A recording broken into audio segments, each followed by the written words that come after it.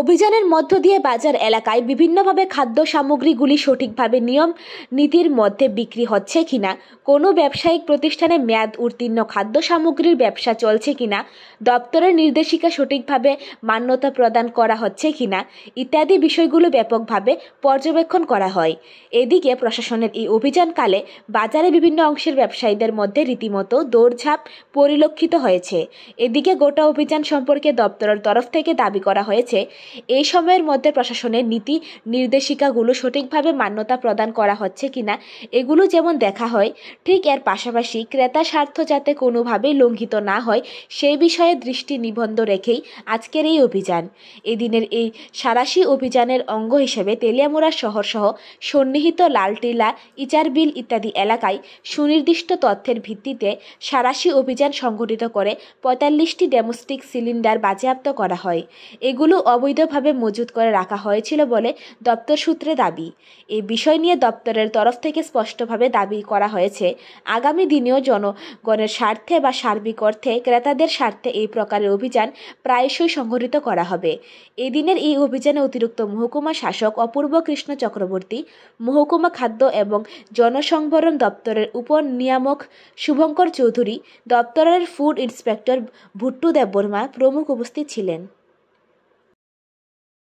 আজকে আমরা তেলিয়ামুড়াতে আমরা গোপন সূত্রের ভিত্তিতে আমরা অভিযান চালাই। তেলিয়ামুড়ার মধ্যে লালটিলা এবং ইচারবিল, এবং ওইখানে আমাদের যিনি সাব ডিভিশনাল কন্ট্রোলার ফুড আছেন এবং চিফ ইন্সপেক্টর সাহেব আছেন, ওনাদের দক্ষ পরিচালনা এবং সুদৃঢ় ইনফরমেশনের ভিত্তিতে আমিও ওনাদের সঙ্গে ছিলাম। তো আমরা খুব সাকসেসফুলি আজকে আমরা 16টি সিলিন্ডার আমরা আজকে বাজেয়াপ্ত করতে পেরেছি।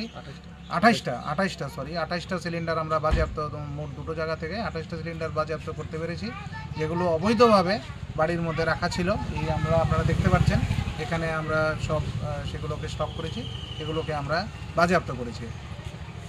স্যার, মানে এদের সঙ্গে কালোবাজারের সঙ্গে জড়িত কাউকে কি আটক করা সক্ষম হয়েছে স্যার?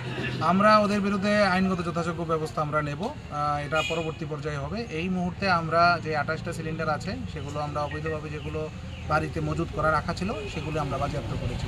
পরবর্তী পদক্ষেপ আমরা ধীরে ধীরে আইনগতভাবে ব্যবস্থা আমরা করতে পারি। আর পাশাপাশি আমরা এক্সপায়ারিও জিনিসও আমরা অনেকগুলো চিপস প্লাস খাবার অনেক কাগজ জিনিসপত্র আমরা পেয়েছি যেগুলো এক্সপায়ার্ড হয়ে গেছে। সেই দোকানকে আমরা তালা দিয়ে দিয়েছি, দোকানদারকেও আমরা আইনগত ব্যবস্থা আমরা নেব, প্লাস ওই দোকানকে আমরা তালা দেওয়া হয়েছে। তো আমরা সেই জিনিসগুলোকে এখন আমরা ডাম্পিং স্টেশনে গিয়ে ডিস্ট্রয় করে দেব।